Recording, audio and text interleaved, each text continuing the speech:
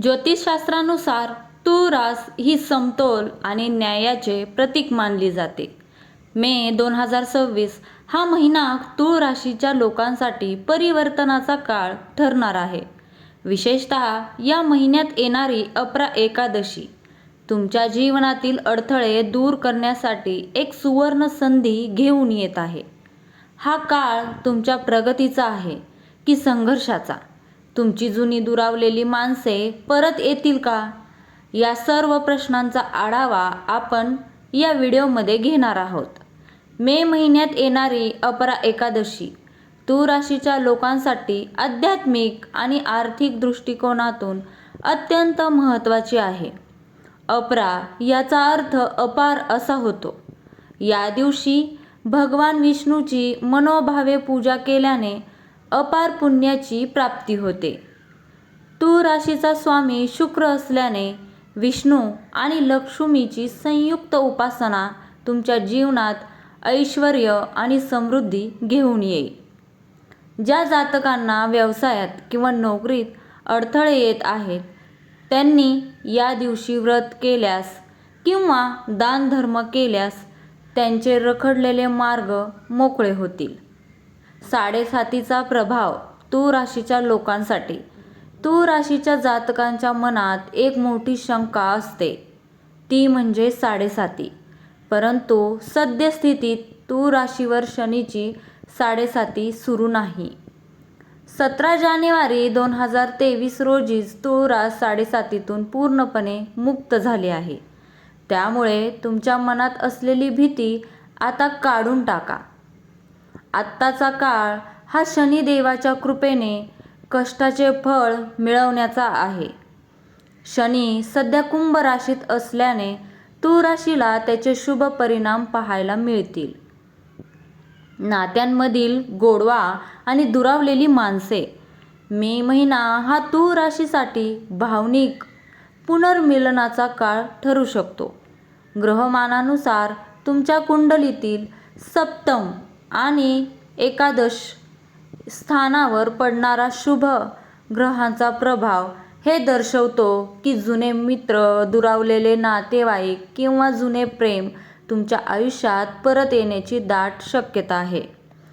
जर तुमच्याकडून कोणाचे मन दुखावले गेले असेल तर हा महिना माफी मागण्यासाठी आणि नाते पुन्हा जोडण्यासाठी सर्वोत्तम आहे.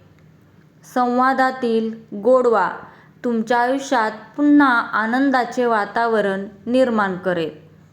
मे महिन्यात टाळायच्या 10 गंभीर चुका ज्या तूळ राशीच्या लोकांनी अजिबात करू नये.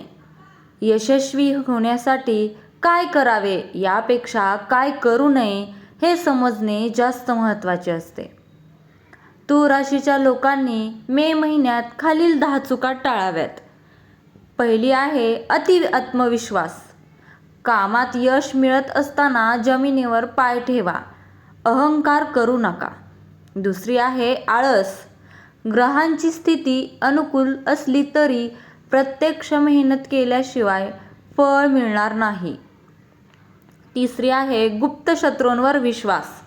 सर्वांना आपले गुपित सांगू नका, मित्रवेशात शत्रू असू शकतात.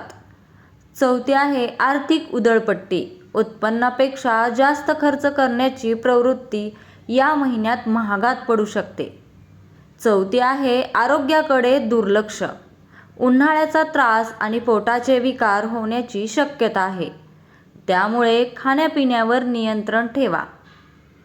सहावी आहे घाईघाईत गुंतवणूक करू नका. शेअर बाजारात किंवा मोठ्या जमिनीच्या व्यवहारात घाई करू नका. सातवी आहे रागावर ताबा ठेवा. किरकोळ कारणावरून जोडीदाराशी किंवा सहकाऱ्यांशी वाद घालू नका. आठवी आहे जुने वाद उकरून काढणे. भूतकाळातील गोष्टी बोलून नाती खराब करू नका.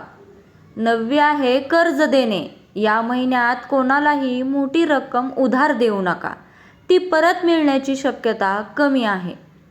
आणि 10वी आहे आध्यात्मिक दुर्लक्ष. केवळ भौतिक सुखाच्या मागे न धावता मानसिक शांतीसाठी नामस्मरण आणि ध्यान करा. एकूणच मे महिना तूळ राशीसाठी सुवर्ण संधी घेऊन आला आहे. अपरा एकादशीची भक्ती आणि स्वतःच्या कष्टाची जोड दिल्यास हा महिना तुमच्या आयुष्याला नवी कलाटणी देऊ शकतो. जुन्या कडू आठवणी विसरून नवीन नाती जोडण्यासाठी आणि आर्थिक प्रगतीसाठी हा काळ उत्तम आहे. फक्त संयम आणि विवेकबुद्धीचा वापर करून वर सांगितलेल्या 10 चुका टाळल्यास तुम्ही यशाचे शिखर नक्कीच सर कराल. तर मित्रांनो, तूळ राशीसाठी हा मे महिना संधींनी भरलेला आहे.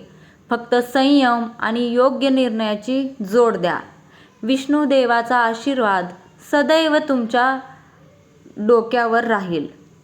मित्रांनो, तुम्हाला हा व्हिडिओ कसा वाटला किंवा माहिती आवडली असेल तर नक्की कमेंटमध्ये सांगा आणि व्हिडिओला लाईक करायला विसरू नका.